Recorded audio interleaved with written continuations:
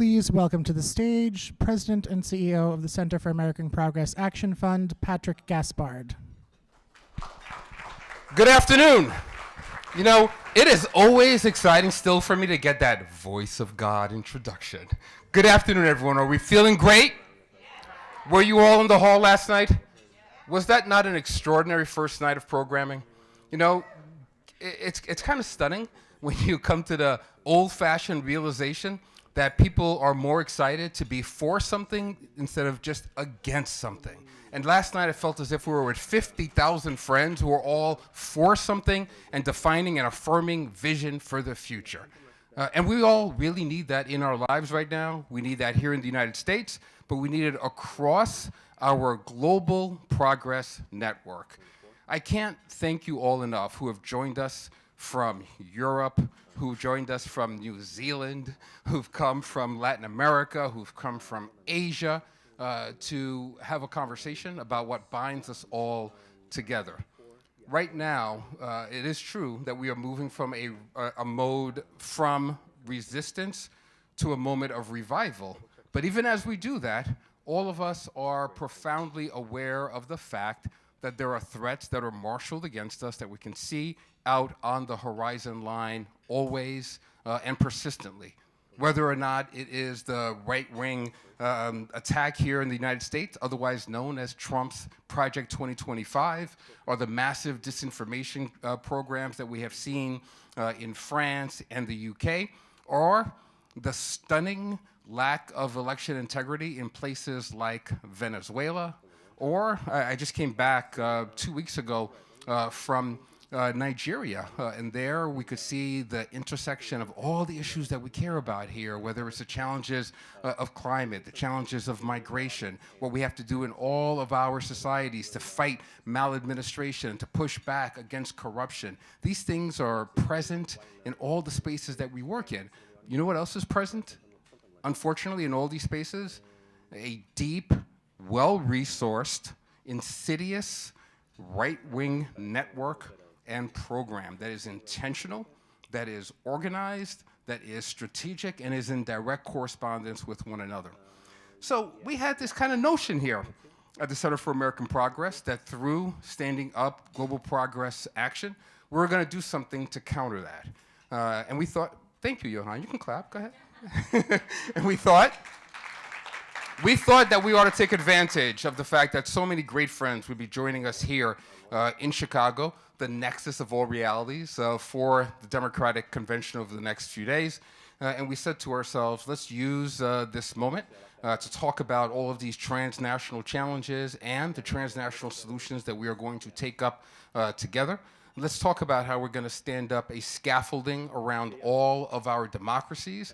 Let's talk about how we're going to fight fear and fascism with innovation, with creativity, with a tremendous amount of humility, but also with the kind of grassroots organizing that's available to us all, and the resources that could be better invested and better organized in a constructive way in this moment. So that's why we forced you all to endure the terrible security process to come here to have the conversation in this room with us. I will tell you, as someone who cut his teeth in labor organizing, had the privilege to serve as the political director for President Obama in his historic campaign, and then in his White House, and then took up the service of diplomacy overseas. I've always been incredibly exasperated about how all of those spaces are separated from one another, and that we're not kind of like tethered at the hip between civil society, those of us who are privileged to serve as progressives, as liberals in our democracies, and those who are bold and daring enough to even put their names on the ballot. So here in this space, in Global Progress Action, we're bringing it all together. We're going to bring it together in the very first conversation that we're having today, and you will see a through line in this moment when we're moving from what had been an age of aspiration globally to this new age of anxiety. You'll see this through line through this conversation that we're going to try to figure out how we ground one another in practical, progressive solutions that will move the needle, not just to win one election, but to create durable governance over time. The first conversation that we're going to have today, and that I am privileged to introduce now, is with an outstanding and dynamic member of Congress and a remarkable chief executive, a lieutenant governor from a critical state. Congressman Joe Neguse. Joe, can you come up here on stage, please? Please, can we get a round of applause? The congressman has represented Colorado's 2nd District since 2019. He serves as House Assistant Democratic Leader, and he likes to say that fear is contagious, but so is hope. A sentiment that has proven to be the case over the course of the last several weeks and certainly is gaining momentum here in Chicago. Congressman, we appreciate that you are joining us. I'd also like to invite someone who has told me she is John Podesta's Greek sister, our Lieutenant Governor from the state of California, Eleni Kounalakis. If you could please join us, Lieutenant Governor. Let's get a round of applause for the first woman elected Lieutenant Governor in California. She serves concurrently as California's rep for international affairs and trade, and she has served as ambassador to the Republic of Hungary under President Obama, and she is a fierce advocate for looking forward policies and for global solutions. So, Lieutenant Governor, if you would. I think you get the hot seat in the middle. So, you know, we intend today, Lieutenant Governor and Congressman, to kind of march through some of the domestic challenges that we have here that we like to think are unique to California and Colorado and the places that many other folks hail from here in the U.S. But then we're going to widen the aperture to connect the domestic to the international. I said at the top that it does feel as if we have entered into an age of anxiety. Both of you are known for your winning optimism, but I wonder, for your constituents, how you're seeing that tension between the optimism that you both carry and the anxieties and the fears that everyday people, working class folk in your community are expressing. What are you hearing? What are you seeing? And how are you thinking about how we respond to those anxieties and fears? Well, first of all, is that You on? got to slide it up. There you go. First of all, Ambassador, thank you so much for having me. It's great to be here with all of you. I have members of my family here. Our family, we are not just fans of John Podesta. We believed in the vision of CAP early on, and our family actually invested as partners way before I ever thought of running for anything. And it's great to be here. I read your reports, the work that you do nationwide. And then, of course, there's Neera Tanden, who is doing such wonderful work in the White House. Ambassador, you put your finger on it. There is a tension between the optimism and the anxiety. Sometimes in California, I'm sure in Colorado, people say, well, we're kind of to the west of the Rockies. Maybe we could just break away from everything happening over on the other side. And it sometimes does feel far enough away that we are insulated and we can move forward with our own very progressive agenda on social issues, on combating climate change, and, you know, innovation and being the largest minority democracy in the world, by the way. But of course we can't. We're part of the United States, very much so. And so the challenges that are facing the country are our challenges as well. There is an extra layer of anxiety, I would say, about this particular election because we saw firsthand how Trump's policies, and now in a much more elaborate and programmed way through the Project 2025, are going to impact us. So before it was, you know, they didn't know they were going to win. They had 2 years before Nancy got in there to foil things. But they have a plan, and the way that you all have analyzed the 2025 plan and the impacts of to California are enormous. And so, whereas before you would see these images of Trump in the aftermath of a wildfire and Governor Newsom walking on eggshells because we had to get federal support for FEMA, for relief, that's going to be very different if he comes back with what he has said he's going to do, massive deportations, which would significantly impact us, our families, our culture, our economy, as well as the vindictiveness that he said he is bringing along with him, which can cover a whole bunch of different things, right? And we had the SALT deductions removed last time, but we're looking at a much more intentional, deliberate, and ready to implement plan that will have major negative effects to us in California. So back one note on the optimism, and then I'll send it aside. With Kamala Harris, the daughter of California, as the top of the ticket, you're seeing 39 million people, maybe not all of them, but the vast majority, very, very motivated. California does a lot of fundraising for candidates across the country. They are motivated, but the activists are motivated to phone bank, to text bank, to be out on the ground. But you frame that question very, very much on the mark. We do have tremendous optimism, but the anxiety over what is at stake in this election is very high. It's very real.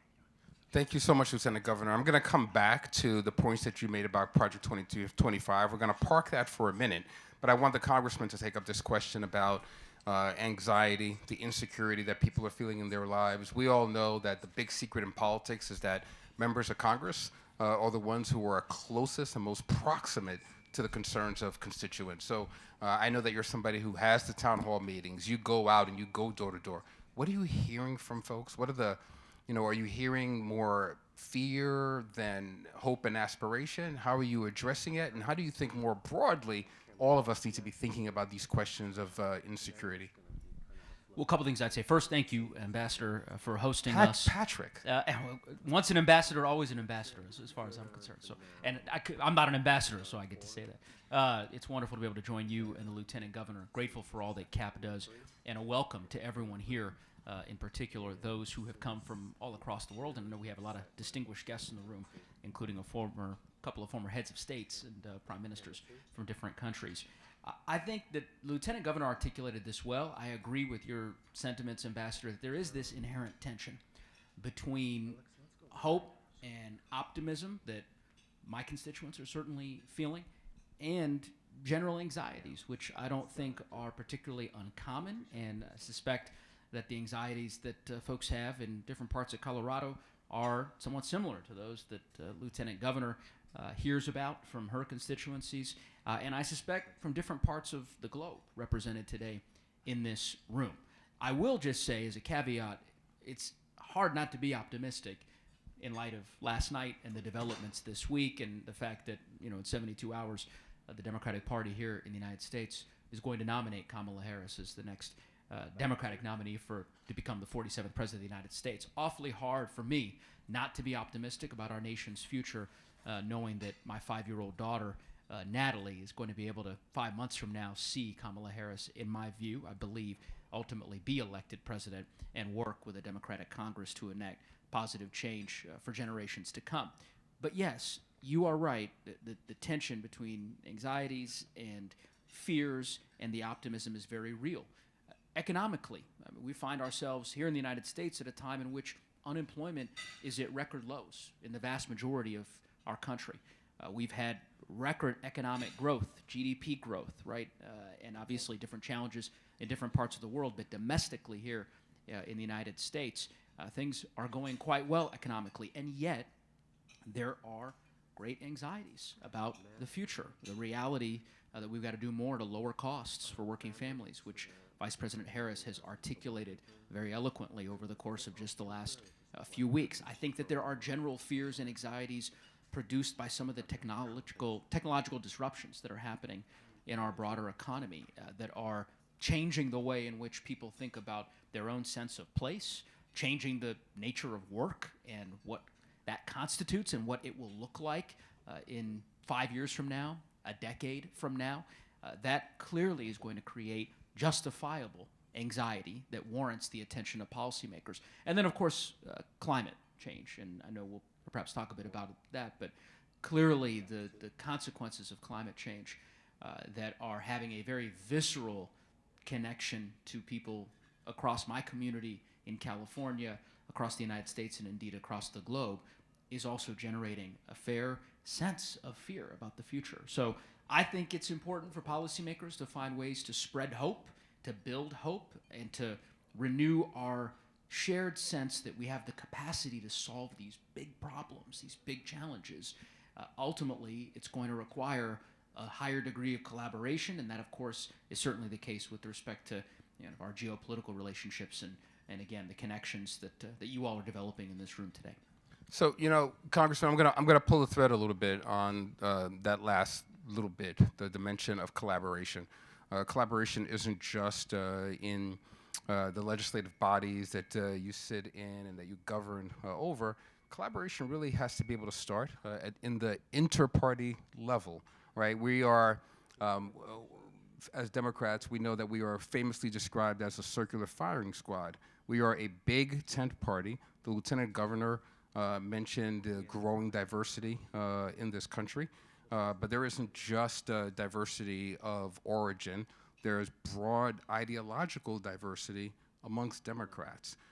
Colorado and California are both known as labs of innovation. You all are leading the edge of the way on climate, on civil rights, voting rights issues, and both of you have managed to do this in ways that holds together the big, capacious tent that we sit inside of.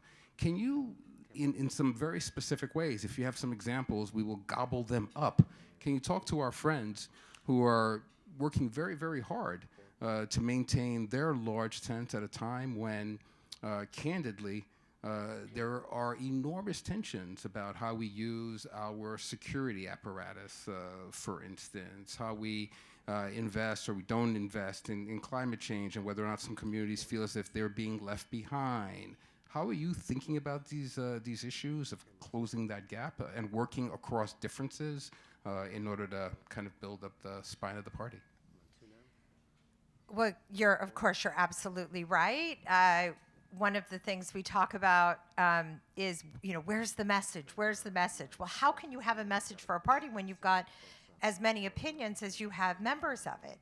But nothing brings us together more than a man who says he is going to roll back a woman's right to choose nationwide, than a man who says he's going to open up our coast for offshore drilling, that he's going to engage in mass deportations, that he's going to take away children's tax credit and all the programs that impact families, take away people's health care, give major tax credits or tax breaks for the corporations that are going to undermine our ability to have the kinds of programs that people rely on, that seniors rely on to live. Boy, you're getting into some very fundamental things that I think drives the kind of unity and sense of togetherness that we felt viscerally last night at the United Center. But there is also, to your point, there are divisions within the party that we are working out, whether it's the right approach on the border, the situation in the Middle East. There are voices. We welcome those kinds of debates. I think that's really how we define ourselves. The question is, are we able to find space for differences and coming together and compromise in the face of a threat to everything we all agree upon, which are these sacred kinds of policies that I just enumerated. I feel like we're doing a pretty good job in California in finding that balance. If you come to Sacramento, where our state government is, you'll see that we have a supermajority of Democrats in the legislature. It's more than 2/3, if you can believe it. It's pretty extraordinary. But there is a great deal of plural thinking and differences, whether it's on criminal justice reform or how we approach reform in our healthcare system. Lots of differences. But there is civility. There's again, plenty of very driven competition for votes on bills, but at the end of the day, it is civil. And that's the kind of thing that we need to see back in Washington again. So if we can get through what I think is the greatest threat to American democracy, this demagogue who, as you know, we heard again and again last night, is able to say and do the things he's done, and still there are people who elevate him and want him to come back. If we can get through it, I hope that the next goal for our country is actually figuring out how we put these issues front and center and find common ground in the Congress and across the country to be able to solve the real challenges we have in the United States. Thank you for that. Congressman, the same question to you. And of course, you are infamously working in, the most divided governing space in America. How are you speaking across those differences? How are you maintaining the big bazaar that is the Democratic Party? I was really impressed last night as I walked the floor between delegations and saw some old friends who I know were part of the uncommitted movement in Minnesota and Michigan in the House, in the arena, being able to give expression to some of these differences. How are you managing that in ways that could be instructive to all of us? Not just on that one issue, but more broadly. I would say a couple things. First, I think divided may be the most charitable definition you could use to describe the House of Representatives right now. It's been a very dysfunctional, unfortunately, 20 months, given the conduct of our colleagues on the other side of the aisle in a very chaotic Congress in the 118th session. All that being said, I guess I would say, first and foremost, I agree with your sentiments that the Democratic Party is not a monolith. And that's in part because we're not centrally organized around one individual. We are a party with a rich diversity of views on very challenging and complex public policy questions of our time. But we share the same values. We are undergirded by the same values and an emphasis that on ultimately values that I think are American values, and certainly values in Colorado. Equality and justice and freedom, and an emphasis on empathy and kindness, caring for one's neighbors. That, to me, is what defines us. And then from there, we have a rich and robust debate about any number of issues. And as the Lieutenant Governor said, I think so eloquently, the two words she used was really finding space, creating space, and giving grace to be able to enable that process to unfold. We've done that quite successfully in the House Democratic Caucus since the time that I was first elected back in 2018. A lot of folks make much of the House Republicans having, I believe, a 4-seat majority now. Very, very slim majority. They neglect to talk about the fact that in the last Congress, the 117th Congress, House Democrats had a 4-seat majority. And with that same margin, we were able to enact some of the most consequential legislation that I think has been seen domestically, probably since the Great Society of the 1960s. And we heard a lot about this, those of you who watched yesterday's proceedings, from President Biden, as he talked about the most consequential climate change bill ever enacted in the history of the country, and the most significant investment in infrastructure since the 1950s. The list goes on and on and on.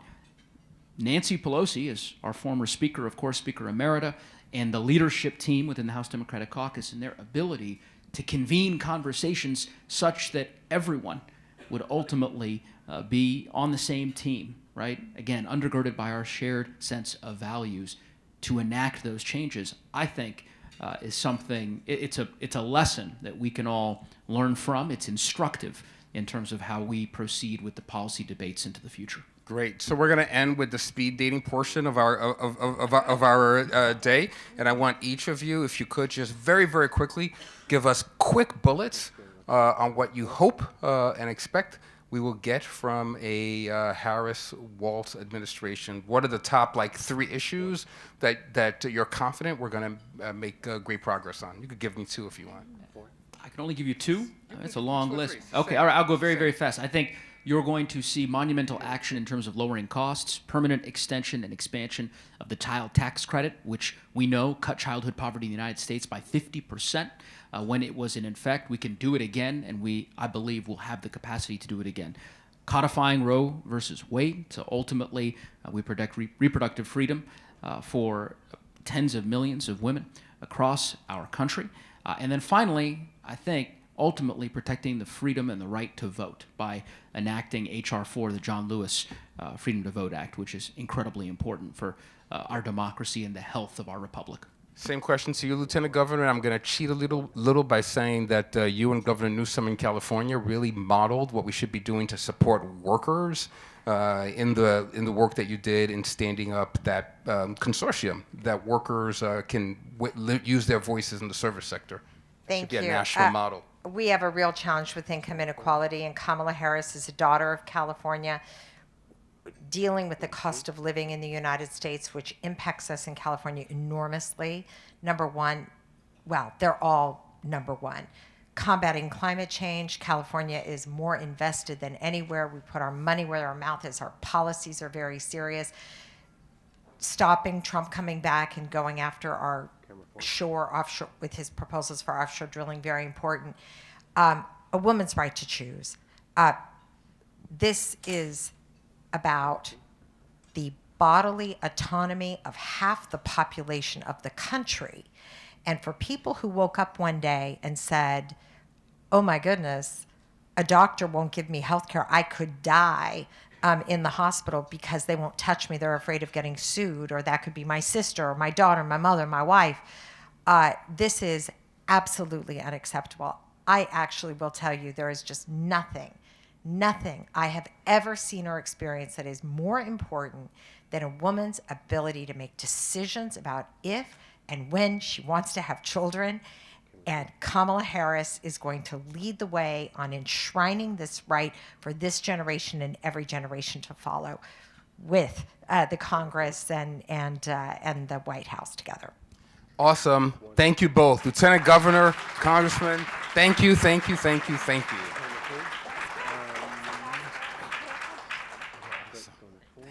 Thank you. Congressman, as you walk out, I'm going to remind you that some of us are hoping you're going to join us on, I think, August 27th for the Africa Diaspora video that you're going to join us on. We have like tens of thousands of people signed up for African Diaspora for Kamala Harris. So we're going to now invite our next speakers to the stage. We're going to thank the Lieutenant Governor and the Congressman again for getting us off to such an invigorating start.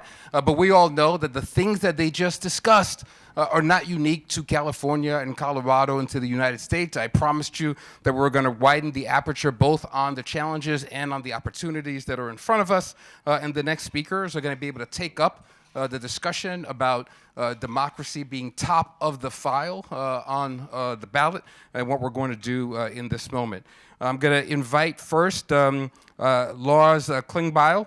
Lars, if you would join us. Lars is a member of the German Bundestag and a co-leader of the German Social Democratic Party. He's been a leader in the fight against autocracy and for progress in Germany for several decades. Thank you so much for joining us, my friend. I'm going to also ask Kati to join us. Kati Piri, a real great friend of Global Progress from the Netherlands. She's been serving in the Dutch House of Representatives since 2021, and before that she was a member of the European Parliament from 2014 until 2021, representing the Dutch Labour Party. It is so wonderful to see you. And last, but certainly not least, my brother Congressman Glenn Ivey, who represents Maryland's 4th Congressional District. Congressman Ivey is a leader on criminal justice reform, health care, economic development. He's known for his commitment to public safety for all and for community improvement through investments. Please welcome the Congressman. Thank you. Great to see you. All right, guys. So the Lieutenant Governor and the congressman got us all warmed up, so there are no more easy questions. It's a tough time out in many of the spaces that we are all working in. We have the good fortune now that collectively we've seen some signs of progress, but I want you to just start us off with a frame of how in your respective spaces of operation you are experiencing the threat to democratic norms, how it's manifest in your nations, with your constituencies, in your districts. I'll start with you, Lars, and we'll make our way across. Okay, before starting with answering your questions, give me 1 second where I can really congratulate our friends from United States for this convention, and I'm very thankful that we are here. And this was a great first day yesterday with great speeches. Joe Biden did a great speech, and I really want to thank and congratulate. And I want to say that I think in Germany there are up to 80% hoping that Kamala Harris will win the race, and so we are on your side and hope the best for the United States. Only 80%? Yeah, we have work to do. This is the first answer, the first point of answer to your questions. 5 years ago, I would say it's 100%, but also in Germany we have a growing number of people that are on the populist side. So we have the AfD, the right-wing populists. We have now a new party, the BSW, left-wing populists. Both parties are pro-Russian, and it makes things more complicated in Germany. So we have some years behind us where we have the pandemic, we have the war starting in Ukraine, we have the polarization, we have the inflation. So things are changing in the life of people, and this is a ground for populists. And how could we change this? And I think one thing is what we saw yesterday in the speeches: be optimistic, show the way to the future, not bring hate to the people, and talk really realistic but also optimistic about what's the future about and how could we form it. You're cheating, Lars. You're getting ahead of my next questions. I'm sorry about that, but so this is something that inspired me really yesterday, because the Democrats were talking about the future, and I think the populists are talking about hate. So this is one thing. And the second point is that we have to focus as progressives about the normal problems of people, about the all-day life. So what's about housing, what's about infrastructure, what's about the wages, and we have to give answers about that, and this is the way how we could fight populism. Thank you so much, Lars. Kati, same question to you. How does this manifest now in the Netherlands? What's been the material expression of this anti-democratic drift that we've seen in so many spaces? Well,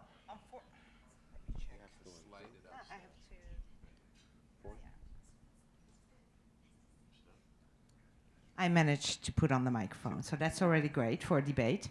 No, thank you, Patrick. Thank you to CAP for organizing this event.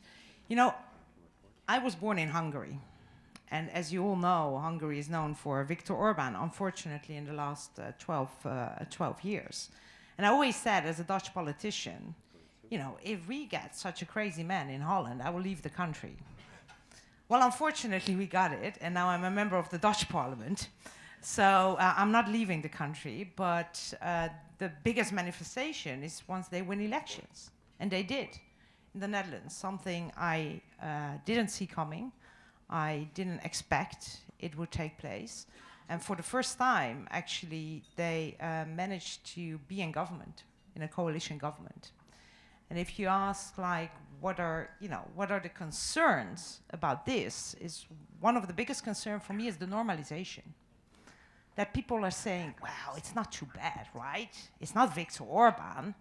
You are in a coalition country, so there are 3 other parties there.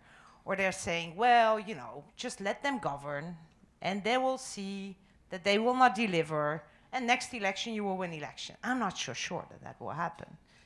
And, you know, another concern with this is that I also see that the media is struggling how to cope with this.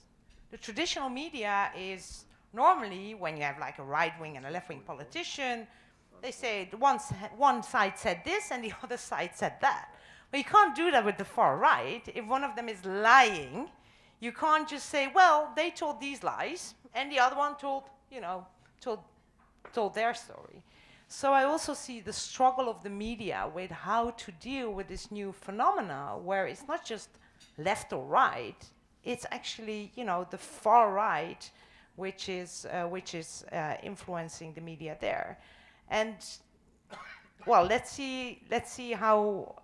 I think we can learn a lot from what we see around Europe, but also the threat that we see here in the United States. Not only the threat, you already had the guy for 4 years, so it's not just the threat. You know very well what is coming and what challenges are ahead. It's an international concern, and unfortunately something we see spreading all over Europe.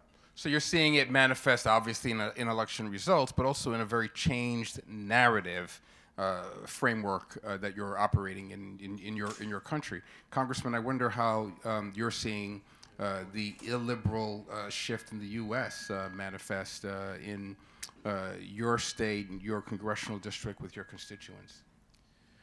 I mean, I think some of it's been coming for a long time. It's interesting to be back in Chicago. The first election I really remember presidential was 1968. And the thing I remember most about it, in part, was we were living in North Carolina at the time. It was still segregated. And George Wallace got on the ballot. And everybody was shocked. The former governor of Alabama, segregation now, segregation tomorrow, segregation forever was his tagline, stood in the schoolhouse door, all of that stuff. And I think I forget what percentage of the vote he got, but it was in the teens, if I recall correctly. And I think it's in part why Humphrey lost that race, because the Democrats who supported Wallace had previously been supporting the Democratic nominee like Humphrey, previously John Kennedy and others. LBJ was, mentioned a few minutes ago. I think he felt that passage of the Civil Rights Act and the Voting Rights Act and all of that stuff would lead to a split among white voters, and it did. And you can kind of draw a direct line from the George Wallace race, to Reagan Democrats, to some extent to the Tea Party, which went crazy. Remember how people just kind of lost their minds when Barack Obama won on that side of the ledger? They just couldn't believe they had a black president. I mean, it was just disbelief, anger, shock, whatever it was. And I thought the Tea Party was bad, but then it just kept growing. And the Tea Party then manifested into Donald Trump. And now we've got 70 plus million. I want to be careful about not putting all of them together in the same category, because I don't think they're all driven by race. I think many of them are driven by other factors. But the racial piece is very, very significant, and we can't downplay it or pretend that it's not there. And so trying to figure out how to address these problems, I think we have to keep that in mind. I'll give you two quick examples. Obamacare, which was, I think there's still 9 states that still haven't totally adopted it, which is insane, because the deal is, I think the feds pay 90%, the state pays 10%, and you get, in some of these states, millions of more people that get health care coverage. And those 9 states, as you can imagine, are all red states, right? And some of them that have adopted it, like I think it was Kentucky, they decided they could adopt it, but not if you call it Obamacare. Yeah. You have to call it Kentucky Care or something different, just because you had to get the black president thing off the table, right? And part of it, too, you look at what's happened with COVID and the deaths based on the failure to get vaccinated. And that was in part them listening to Trump and, this sort of surge, anti-vax surge, that wasn't really there in the same way before Trump and those guys amplified it and turned it into a totally political thing. But white mortality dropped, especially among males, and black mortality went up because we were like, where can I get that vaccine? Because we had people dying and we weren't afraid of the politics of it. We just wanted to get the vaccination. So I think that carries forward into some of the policies we might end up talking about in a minute. It does. But that intervention from you kind of invites a next question from me that I'll put to Lars in the German context and Kati in the Dutch context, and then to you. You just laid out a complicated, deep, insidious history that ladders up to the challenges that we have today. But those of us who are in the nuts and bolts work of practical politics are always trying to figure out what is it that we did wrong what did we miss? How did we not understand this moment? Katya said before that she was surprised by some of the ways that this was manifest.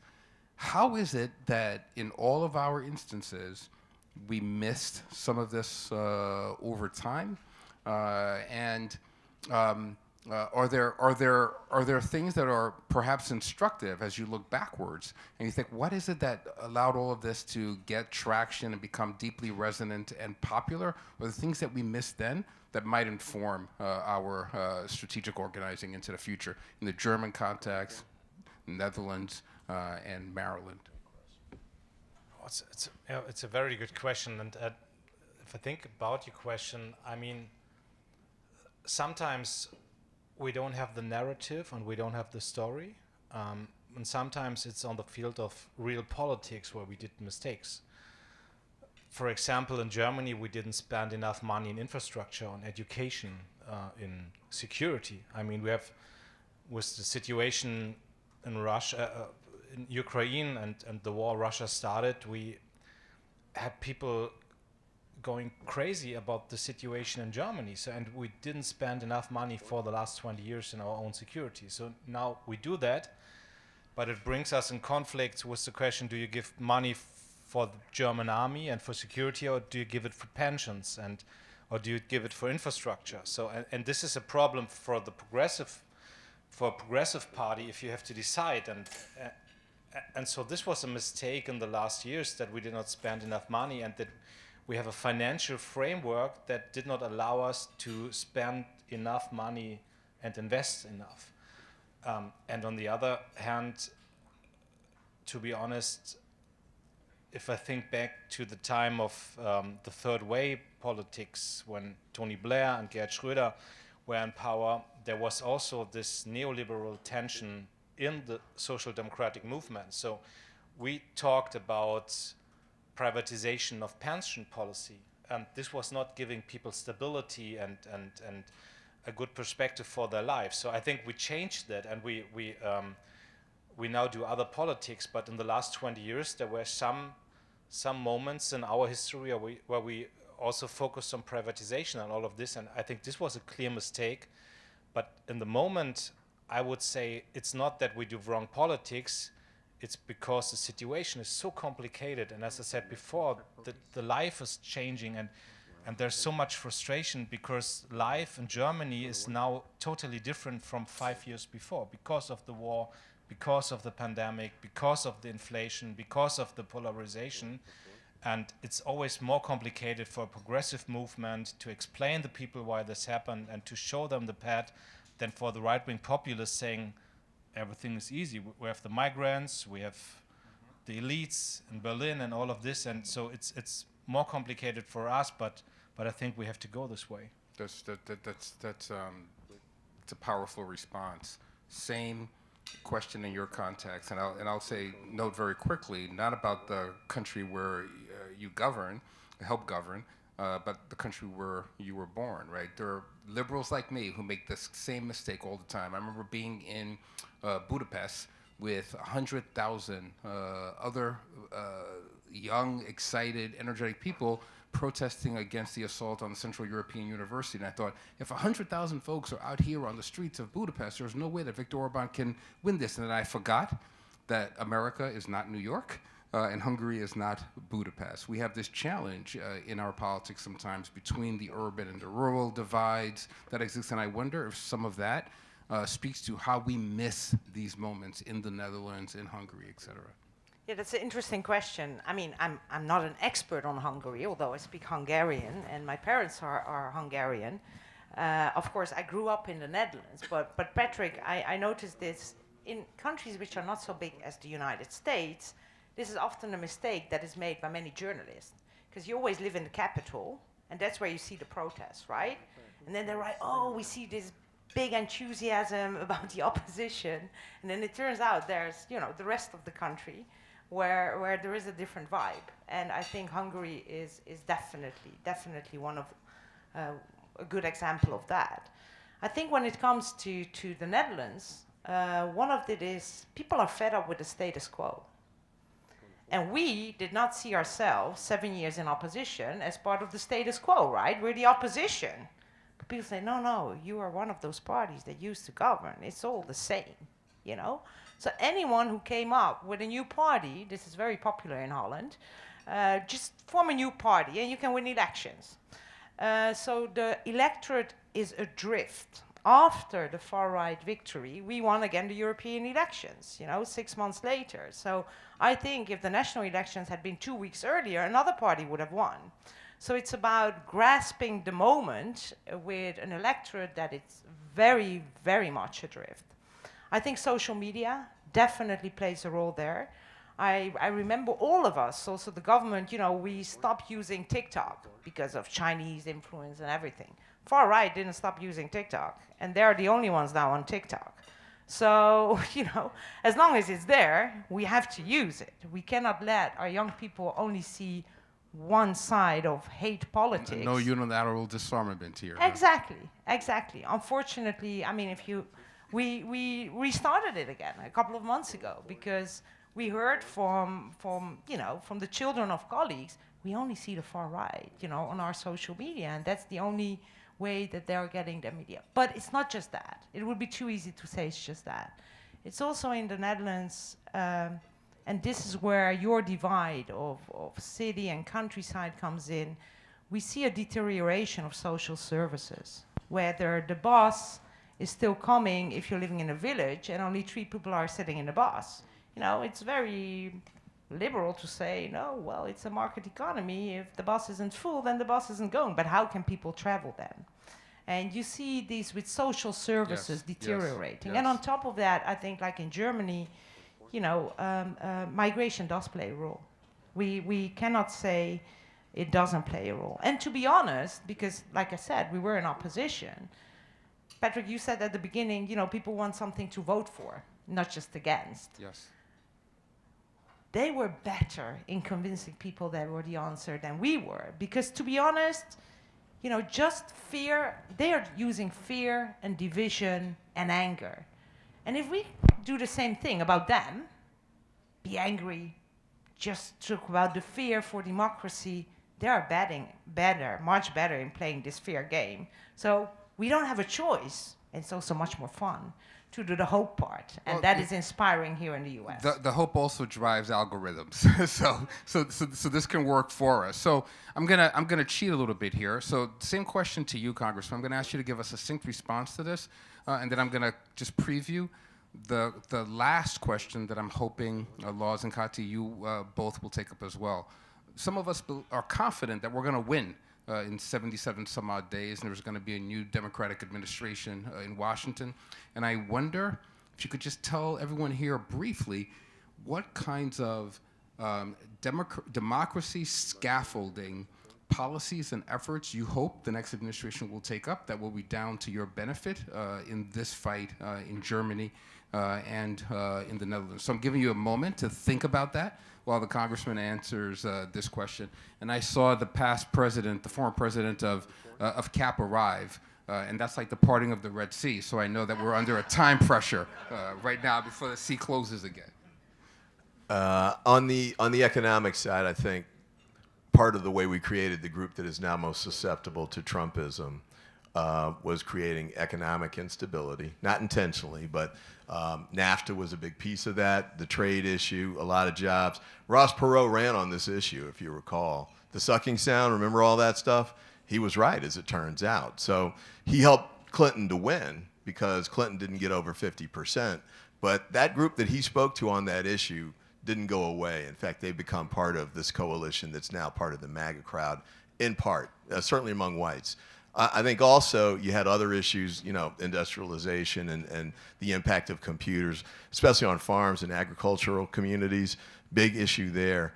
And I think also the race issue, I won't hit too much more on. I think we kind of covered it a little bit, but that's still there in a significant way. But I did want to say this too. I think there's I don't know. They think they're better than us factor going on with this. Maybe elitism is a little, not quite the right word, but a lot of the folks, when you talk to them, I'm talking white, southern, rural, whatever, They look at Northeastern elites, quote unquote, and y'all went to these, these colleges, and you look out for each other, and you've got these great jobs, and you're saying the economy's great. Well, it might be great for those of you all with all these 401ks and all that stuff, but for me, it's not so great. And so they look at other factors, and Trump is appealing. He's not on message, but the Republicans wish he would appeal to these voters on issues like inflation, interest rates, So in many ways, the program that you and Democrats in Congress and that President Biden's led on is the prescription to those challenges, because we know a tremendous amount of resources and investments are actually going into those red states and those red districts to create a pathway to at least some kind of alignment and conversation. And I think we have to make sure they understand that it's not just going to black and brown people. Yeah. That's the current wedge for them to deflect those issues. So we have to wrap. I gave the two of I cheated and gave you both the final question to each of you that you can answer as briefly as possible. About expectations for the next U.S. government. Yes, that will speak directly to the broad democracy challenges that we have, and in ways that could benefit the fight in Germany and the Netherlands. Briefly. 3 short points. I mean, first thing is we have to go on with the transatlantic cooperation, and we had this in the last years with Biden and Scholz. If you think about the exchange of hostages, this was an important point for both sides, and we see the cooperation with the war in Ukraine, and I think this has to go on, and this builds trust, and this is a good fight against populism.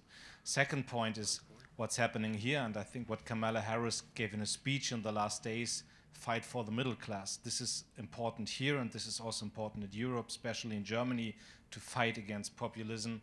And the third thing is that we have to build global networks. We have to talk about in the progressive movement how to fight populism, and I think United States is always 1 or 2 years before the European movement, and so we have to build these networks like Center for American Progress. We have to sit together, we have to talk about the strategies of the right-wing populism, and we have to be better. We did not pay for that cap endorsement.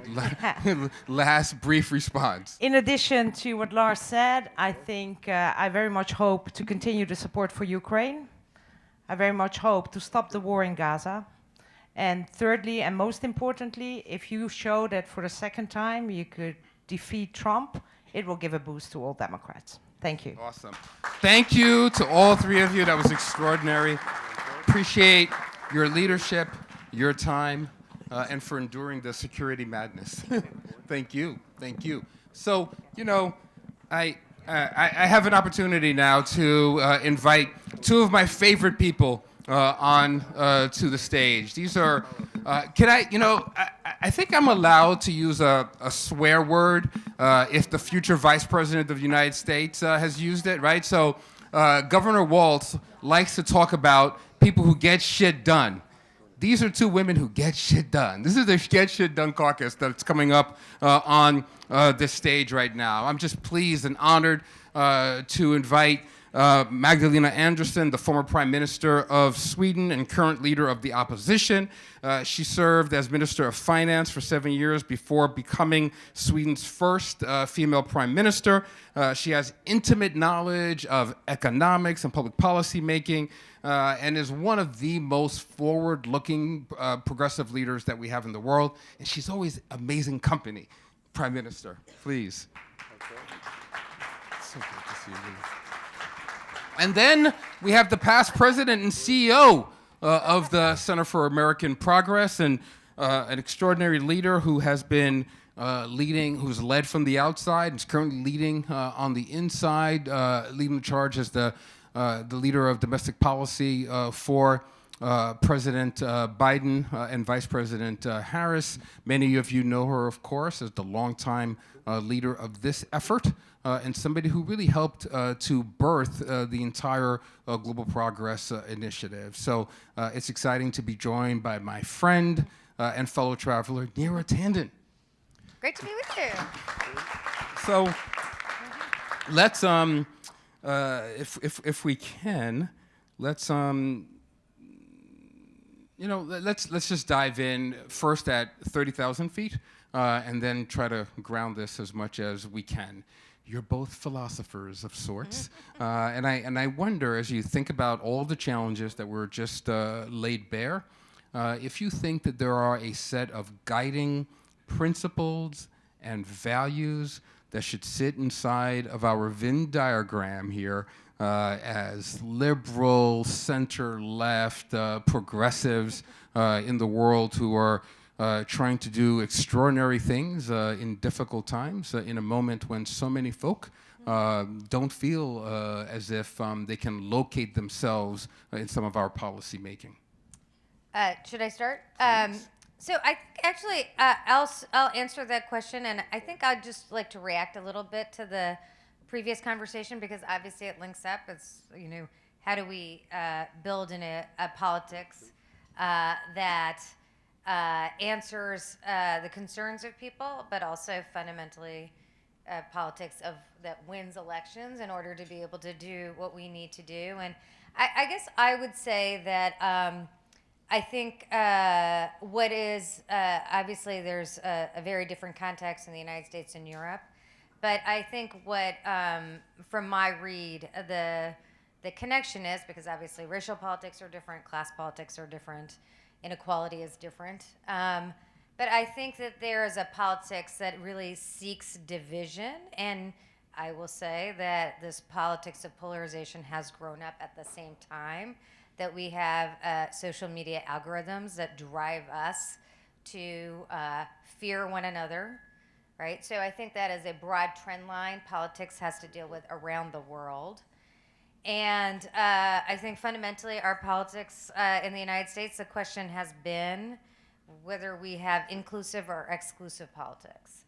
And whether we have a vision for the country that even you see last night, on the convention floor and on the stage, whether we have an inclusive politics that includes all of us, or an exclusive politics that really divides.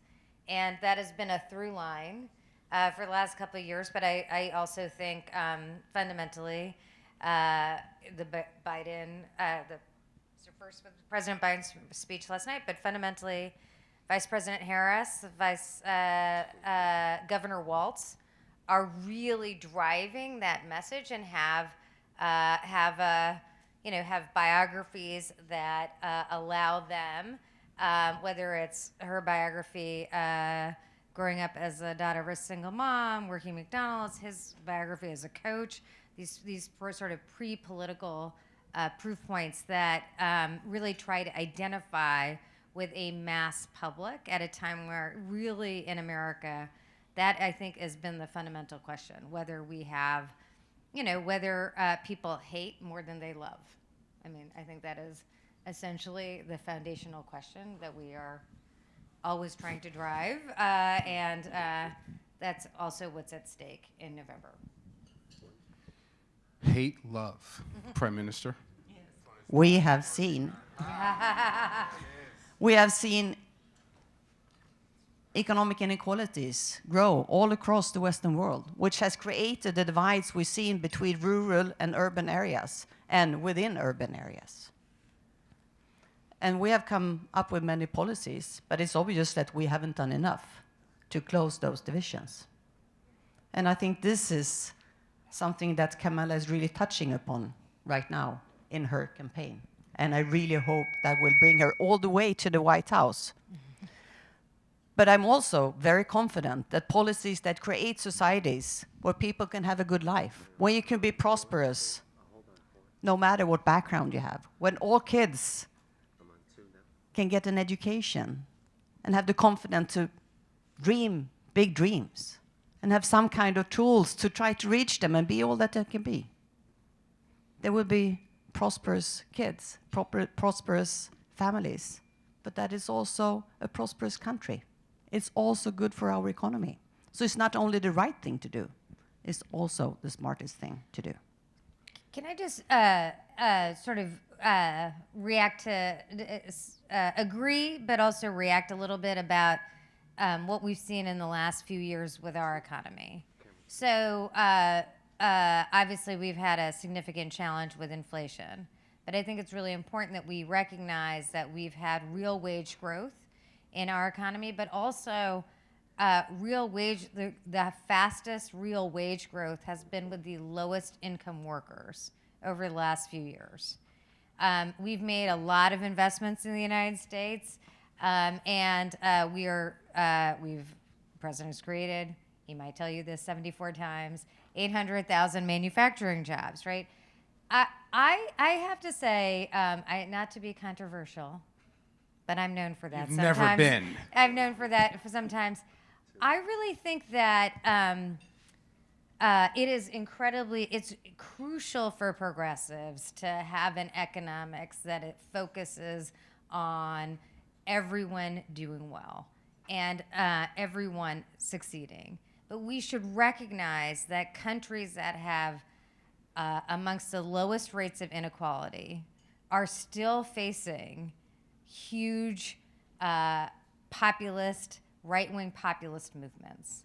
And I think in the United States, it is hard to avoid the fact that this right-wing populism is feeding on the concerns of people who are seemingly losing not just economic status, but fundamentally social status.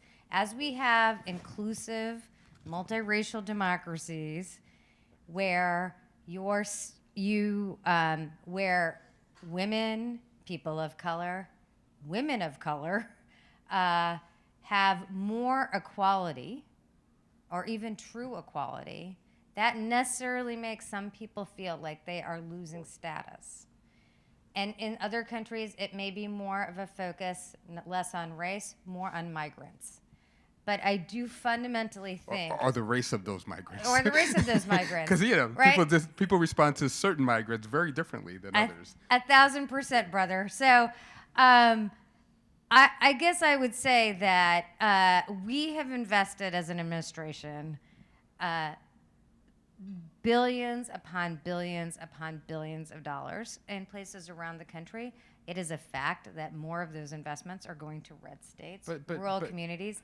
Maybe that'll change politics a little bit. Well, but let's sit in that. So I'm so happy that you made that intervention, Yura, because I think that compels me to put both of you on the spot on giving advice, and this is going to be really particularly tricky for you, Neera, given your current position, but giving advice to, knock on wood, the Harris-Waltz administration during their first 100 days as they're crafting policy, given the context that Neera just laid out right now, right? So you can, Prime Minister, you can take this up in your own context or in the context of the United States, but we all know that when you come into office, whether it's your experience or the experience that we have here, you have your popular majority, you have what you think is your mandate, and then you begin immediately to draw down on that currency when you make the tough decisions, and then quickly you see that notion of a popular mandate diminishing very quickly. So understanding that and knowing the kind of status existentialism that Neera just described and that you have experienced in your own unique way, what are the ways that the administration should take up a set of policies that speaks to that, so that we're not saying after the fact, oh darn, we could have done this, or we should have done that. Neera and I both worked in the Obama administration. Everybody knew that we doubled down on healthcare. We tripled down on healthcare, and there are lots of arguments to be made about certain things we may have done differently on the economic front instead. So how do we think about this moment, given the challenge of liberalism, the challenge of the lost status of many, as we enter into the first 100 days of new administrations? First of all, I just want to say to you, I don't want to, reduce the importance of the policies from Joe Biden and Kamala Harris during the last 4 years. But the fact, according to statistics, and the difference between years, but we've seen the last decades that the economic inequalities have increased in most Western countries. Probably better in the States during the last years, but they have increased also here, and the rich have become super rich So I mean, it's rather clear in the statistics, even though it differs from country to country. My country, besides, is one of the countries where economic inequality has increased faster than in any other OECD country. But it's clear that you can have policies to shift this if you have the right government. More countries should have it. More countries should have had Biden and Kamala Harris as in their governments. I think, I mean, coming in as a new president, of course, pushing your policy agenda, the one that you got elected on. I mean, it's your duty, and that's the number one. The problem is always when you come into office is that you have a mandate from the electorate, but then zillions of other things happen. When I was prime minister, our neighbor Russia decided they should invade another neighbor, Ukraine, and of course that took a lot of focus. And then comes a global pandemic and whatever, and lots of normal buzz. But really sticking to the agenda is so difficult, but so important. And I'm certain that the platform that Kamala Harris will come with will be a platform where we really have good policies to increase the lives of ordinary families, middle class in America. And I guess number one for the campaign is not only to get Kamala Harris into the White House, but also to get enough seats in the Congress so you can actually get support for all those policies. But from an European perspective, of course, we need United States and a president that wants to be the global leader, to not go back to the Trump era, but continue Biden's foreign policy. Yeah. The world needs the United States. And Europe needs the transatlantic relationships that we've had during the last 4 years. And I think for the world as such, and for both the States and for United States and for Europe, that link is really good for both of us. So I really hope she will continue that policy. And of course, from a Swedish perspective, continue the support for Ukraine. We've all put in so much into that war. And what will happen with the world if we let Putin win? Thank you so much, Prime Minister. So, Neera, you get to close us out on the same question. You brought in status existentialism, demographic existentialism into this, and we all know 15 years from now we're careening into an America where we're going to have majority-minority status, but we're also, for the first time in our history, we'll have more Americans over the age of 64 than under the age of 18. Understanding all of that, and you're crafting policy for the first 100 days in ways that hopefully will enable us to maintain our governing majorities into the future. Let's pretend this is off the record. What are you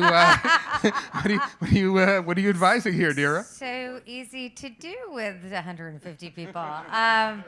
Well, first I do want to say just to your last point on Ukraine and foreign policy. I think a really crucial issue here is that the vice president has been has been a cornerstone team member of the president's foreign policy team. She has been a quarterback at different moments of the effort to create the international support for Ukraine. And so I think that will be something she definitely continues. And then, of course, she has, over many years, in my conversations with her back in 2015, 2016, 2017, and definitely in 2019, she has thought of the she's thought of the world through the democracy-autocracy lens. And she spoke in 2019 about how autocracies were, how this was a global fight between democracy and autocracy, how autocracies were using the tools of democracy to attack democracy, social media, and others. So she has a broad and deep vision on this central question, and so I imagine she will be a strong supporter. I think fundamentally, to get to your answer or to get to your question, I think it's important for us to analyze what is driving the polarization in our country, but it doesn't necessarily drive us towards a different answer, which is to say, I personally think that policies that deliver universal benefits, that provide stronger support for working class people, like universal child care or long-term care, or policies to lower housing costs with a focus not just on home ownership, but renters. I think policies like that the Vice President is talking about every day and were anchors of her economic speech last week, are crucial for us to have policies that deliver for our base, but also address the needs, hopes, aspirations of people who, feel alienated by what we do. Now, again, we should be clear that a lot of politics in America is driven by polarization. So we cannot give an inch on our views on race, gender, true equality in the country, but there is a way we can build our economics, and I think that's a way that the President has outlined in his policies that the Vice President will continue in office. Aren't we lucky to have these two extraordinary public servants? Thank you so very much, Prime Minister. Thank you, Neera. Oh my God. Great to see you. Thank you. So we are almost at the end, but not quite. We get to close out the day in scintillating fashion, because it's my great and special honor now to be able to summon into conversation somebody who has kind of been a fellow traveler with me in the trenches for far longer than is known. Because I actually met this extraordinary leader briefly, long time ago when I was a union organizer, and she came to help on a local campaign in New York. She and I also happened to share a birthday, so there's a little bit that connects us with one another. She also happens to be someone who, when she was elected, was the youngest leader, head of state in a nation for 2 centuries. Jacinda Ardern is, of course, the former Prime Minister of New Zealand. She's known for helping to deftly help her nation navigate through the crisis of the pandemic. She did extraordinary work to push very, very hard and to ask all the right questions and to lift the right policies on poverty in New Zealand. And she is somebody who has always made the right and courageous choice on climate policy. And she has never hesitated to step up whenever heart is needed in a fight and whenever the right smarts are needed, but also the right level of vulnerability as well, to make sure folks understand that we are hearing them and feeling them. So I'm pleased to close out our dialogues today in discussion with Jacinda Ardern.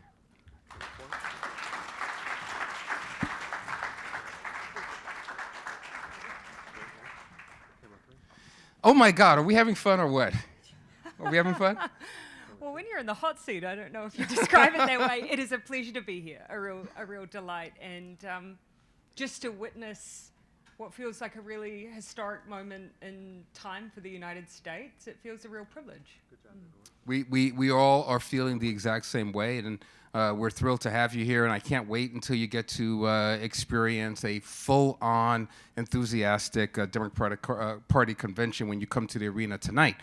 Of course, when you're at the arena, you're going to be experiencing for us this moment of reintroduction of Kamala Harris to the American people. It's a moment when the personal and the political really come together at the same intersection, and where we hope and think that our policy narrative will be informed by biography and the personal narrative. Can you help us all understand how all of that came together for you in your moment, and then how it informed your governance? It's a big question, and you know, the one thing I'm really cautious about, and I imagine that all of our fantastic international guests who have spoken. It's a privilege to share the stage with you. Who have spoken, we're always very mindful of the fact that when you come and commentate or observe someone else's politics, it's just that. It's someone else's politics. And it means there are so many intricacies that you'll never understand. And no one will know what it feels like to be Kamala Harris right now than her.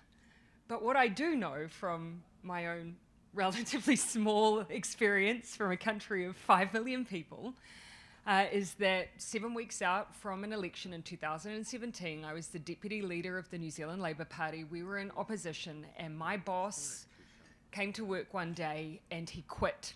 And then he nominated me to run in the election 7 weeks later.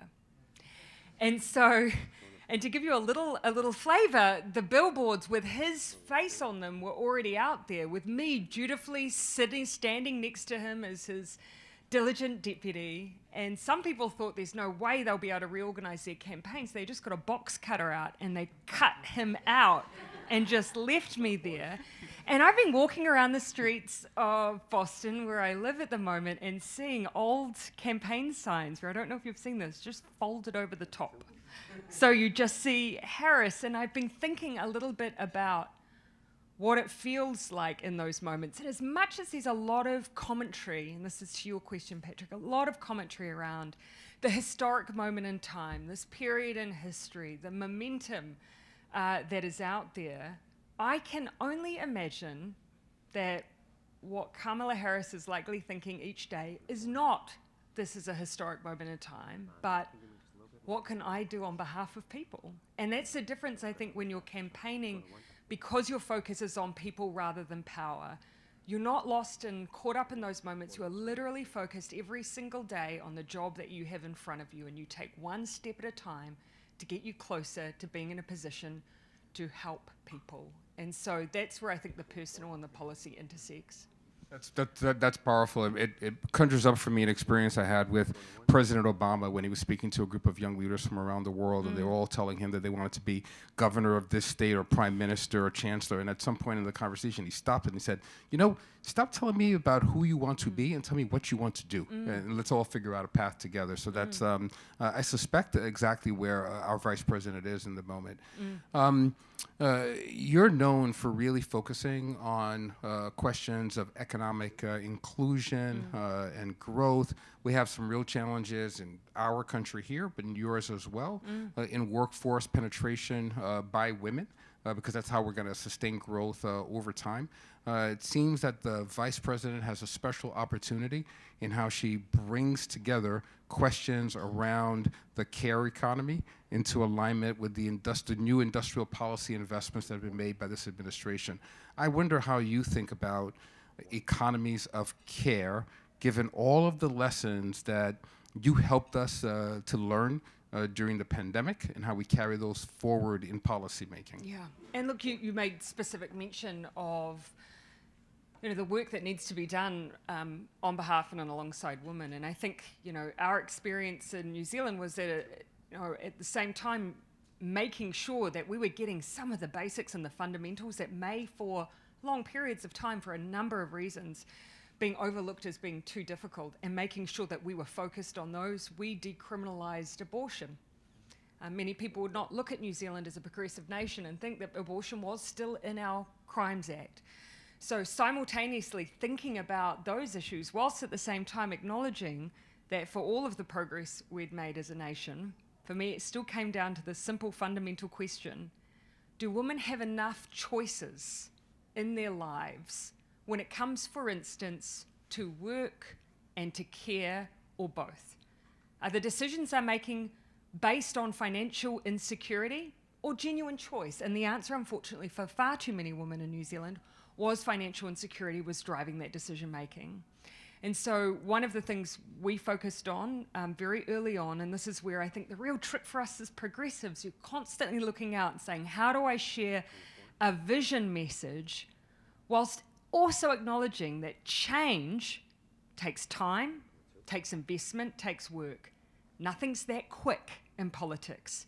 And unfortunately, when you've got quite a disenfranchised and a disillusioned voting public, trying to pitch a hope and optimism and vision whilst delivering at pace is very difficult in a country of 5 million, let alone a country of over 300 million.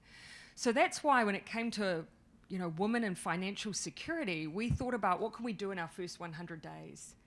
And in our first 100 days, we did things like begin the increase to paid parental leave so that we would have 6 months paid parental leave. Straight off the bat started putting that in train. We introduced a tax credit for children when they're born. We also wanted to ensure that there was greater financial support for those on low incomes. And, of course, acknowledging that study and the education of children is so influenced by the education of their mothers, we made the first year of university free. And those were all things that we moved on those first 100 days. We showed a direction of travel, acknowledging in the longer term it would take time, but that was our destination. I feel like I'm in a graduate course right now of how to stand up a government. That's really absolutely fantastic. I wonder if you could just kind of take that lesson. I'm giving the short version. It's not without bumps. No, I know. I just wanted just a little disclaimer there. No, we understand. It's always intimidating when the clock is ticking down. There's so much that you want to be able to say. But I want you to, if you can, take all of that and work a little backwards for us here as you think about that sprint that you had to do as the posters were being folded over. You had already served in government, and you had some sense of where you wanted to take your nation. Kamala Harris is in a similar sprint now over the course of the next 77 days. She's been a senator, she's been an attorney general, she's obviously been a vice president, so she has a vision for change. People are afraid of change. This is a change moment, it's a change election, but people are afraid of change, and I wonder in your campaign, how you talked about these issues with the clarity of conviction that you have around them in ways that invited folks along on the journey and didn't intimidate them in some way. I wonder if you could talk about that and if you see some parallels here. And then I'm going to preview the last question, so you are bringing this all together in your mind. I'm going to ask you about the Field Fellows and development of future leadership. That's coming next, but that's... I might segue into it for you. But yeah, I think this is absolutely right. We know that as humans, change, is very closely linked to fear, and it's very easy if you're a politician who wishes to capitalize on that emotion to attach change and fear together. And this is where I think it is a matter of looking for those issues where there is a moment to build consensus. And not being afraid to reach across divides on those issues where we want long-term certainty about our destination. Now, here I'm coming from, again, a very New Zealand perspective, and I acknowledge our situation is different. Climate change, you don't have the same debate over whether it's real because we're in the front line of it in the Pacific. And we see our Pacific neighbours being inundated with the impact of climate change. And some parts of the Pacific, even considering will they still be a nation state without land. So, for our major climate legislation, we drafted legislation that we went to our opposition and asked them to support it. For our child poverty legislation, we took it to the opposition and asked them to support it. We made changes they requested. And why? Because we thought one way to diminish fear around change was to build consensus, not compromise. But consensus, and they're two fundamentally different things. But one thing I think we should also acknowledge, Patrick, is that there are some change and some changes that people crave, and not just from one side of the political ledger. I think people crave politics being done differently. So it's not just about what we present and what our policy agenda is, but how we do it. I remember when I found myself in that first press conference, not expecting that morning necessarily to be the leader of the New Zealand Labour Party and launching into a political campaign, and going down and doing my first press conference and being asked about how we would campaign. And I was very explicit. We were going to run a positive campaign. We were, and as a very New Zealand saying, we were going to play the ball, not the man. It's very old-fashioned. It's a rugby analogy. It means we're going to play the game based on ideas, not based on personality and attacking one another. We wanted to do politics differently, and I think people are craving that kind of change. That is a hard dial to shift, though. And that's why, when I left, I was looking around at things. Perfect segue into how you're building future leadership through the Field Fellowship. Well, New Zealand, I'm blessed. I was, someone else carved the path for women to lead in my country. My daughter asked me last night, Mummy, are boys allowed to be politicians, be Prime Minister in New Zealand? She knew that there was one, but she was just asking. She said, how many have there been?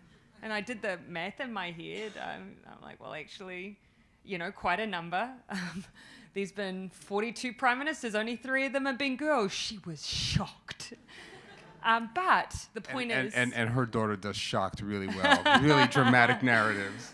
The point is, I was not the first. So I never questioned that I could be a female and in a leadership position. What I did question was, could I be an empathetic leader? Could I be a sensitive leader? Could I be someone who was often moved by the encounters I would have with people publicly? Could I be a leader as a warrior, someone who overthinks, can get a bit on the anxious side? Could I be that kind of leader? So I do think that there's a place for empathetic leadership. I think we need it now more than ever. I think we need to support those leaders who have that ambition of doing politics differently, because I think people crave more of that kind of leadership. And so the Field Fellowship is about creating a network, supporting empathetic leaders, building that network, and giving them the tools that they need to not just survive, but to thrive. Prime Minister, we're at time, but I can't cheat folks here and not allow you an opportunity to leave us kind of like on a soaring note. I know that you had the first convening of those Field Fellows recently, and I wonder if there are moments of hope and inspiration that you're able to take up from that collective that you can convey to us now as we get out on the trail to fight the good fights. Politics can be a lonely place.